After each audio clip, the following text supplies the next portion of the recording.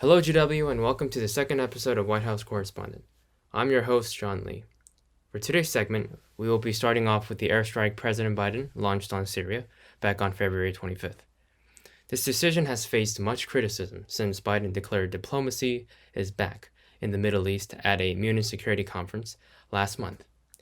However, according to the Pentagon press secretary, this decision by the president was made urgently due to the recent attacks by Iraqi militias towards American personnel. Many analysts suggest that this was one of a few options the White House had due to the current circumstances the U.S. had with Iraq. Nevertheless, the airstrike was intended to establish a stronger relationship with Iran over the Iran nuclear deal. This decision faced mixed feelings from both sides of the political spectrum, with some congressional members praising it and some labeling it as unnecessary. But the Biden administration states that the promises the president made earlier in his campaign are not forgotten, and he will not ignore the deal his administration has with Iran.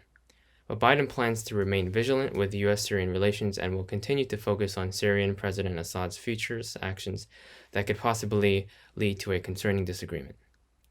On Thursday, March 11th, President Biden signed the $1.9 trillion COVID relief bill, the American Rescue Plan, which promises stimulus checks to most Americans and pours additional funding into health care programs and to K-12 schools. The night Biden addressed the nation, marking 1 year since the U.S. began to implement lockdown measures due to the coronavirus pandemic, and provided updates on his coronavirus plan, which was a focal point of his campaign. He also announced the nation's plan to buy an additional 100 million doses of the J&J vaccine. Currently, more than 124 million Americans have received at least one dose of a COVID-19 vaccine, with over 70% of Americans over the age of 75 have received their first dose. In his address, Biden expressed that there will be enough vaccine supply for all adults in the U.S. to receive at least one dose by the end of May. And he will be directing all states, tribes, and territories to make all adults eligible for the vaccine no later than May 1st. Additionally, over 10,000 vaccine centers across the country are now administering vaccines to qualifying adults, and the federal government is working with states to set up federally supported vaccination centers. And these positive pandemic developments reflect a decrease in positive COVID cases in the U.S.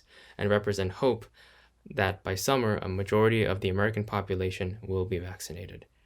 And recently, Biden has been working on reforming his immigration policy. And here's Nicholas with an overview. Beyond his efforts to provide COVID-19 relief, President Biden is anticipating to sign two important forms of legislation to establish his immigration policy. Through the U.S. Citizenship Act of 2021, individuals that immigrated to the United States undocumented would have an earned roadmap to citizenship, while also being able to keep families together. This has been a major fault leveled against him based on reports that children crossing the southern border of the United States have been placed within, quote, hastily improvised lockups, according to the Associated Press. Images have also been obtained of children sleeping on mats underneath foil blankets, leading to calls that the administration is attempting to maintain secrecy while denying the presence of a crisis. The U.S. Citizenship Act of 2021 would be a major test of the administration to redeem its image in regards to immigration, while also attempting to not contradict President Biden's attacks on former President Trump's decision to utilize similar tactics at the border. If it were to pass through Congress, the bill would give the president a greater establishment of his immigration policy.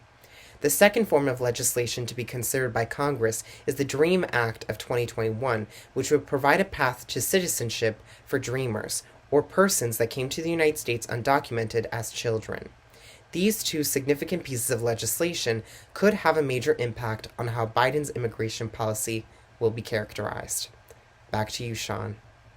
Thank you, Nicholas, and thanks for watching. I'm Sean Lee, and we'll see you next time for White House Correspondents.